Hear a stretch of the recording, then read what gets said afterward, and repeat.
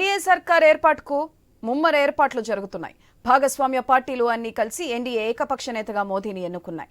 ఇప్పుడు ఎన్డీఏ ఎంపీలంతా నేడు ఢిల్లీలో సమావేశం కానున్నారు. ఉదయం 11 గంటలకు పార్లమెంట్ సెంట్రల్ హాల్లో ఎన్డీఏ ఎంపీలు సమావేశమైన తర్వాత రాష్ట్రపతిని కలవనున్నారు. ఎన్డీఏ సమావేశంలోనే కేంద్ర కేబినెట్ కూర్పుపై స్పష్టత వచ్చే అవకాశం ఉంది. ఈ నెల 9న దేశ ప్రధానిగా మూడోసారి మోదీ ప్రమాణ స్వీకారం చేయనున్నారు. ఇక ప్రమాణ స్వీకార కార్యక్రమానికి బంగ్లాదేశ్ ప్రధాని షేక్ హసీనా, శ్రీలంక అధ్యక్షుడు, నేపాల్, భూటాన్ అధినేతలకు ఆహ్వానం పంపనున్నారు.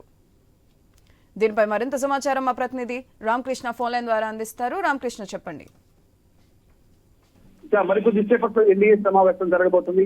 పార్లమెంట్ సెంట్రల్ హాల్లో ఎన్డీఏ సమావేశం జరగబోతుంది. ఈ సందర్భంగా భారీ బందోబస్తు కూడా పార్లమెంట్ దగ్గర ఏర్పాటు చేశారు. ఎన్డీఏ సమావేశంలో కీలకంగా ప్రధానమంత్రి నరేంద్ర మోడీని ఎన్డీఏ పార్టీకి చెందినటువంటి ఎంపీలందరూ కలిసి ఏకగ్రీవంగా ఎన్నుకుంటారు. ఎన్నుకున్న తర్వాత అక్కడి నుంచి రాష్ట్రపతి భవన్కి వెళ్లి ఎన్డీఏ పార్టీల నేతలు రాష్ట్రపతికి అంగీకార పత్రం సమర్పిస్తారు. అంగీకార పత్రం సమర్పించిన తర్వాత కొత్త ప్రభుత్వాన్ని ఏర్పాటు చేయాల్సిందిగా నరేంద్ర మోడీని రాష్ట్రపతి కోరుతారు. మరి ఈ నేపథ్యంలో 9వ తేదీ సాయంత్రం 6 గంటలకు మూడవసారి చారిత్రాత్మకంగా ప్రధానమంత్రి నరేంద్ర మోడీ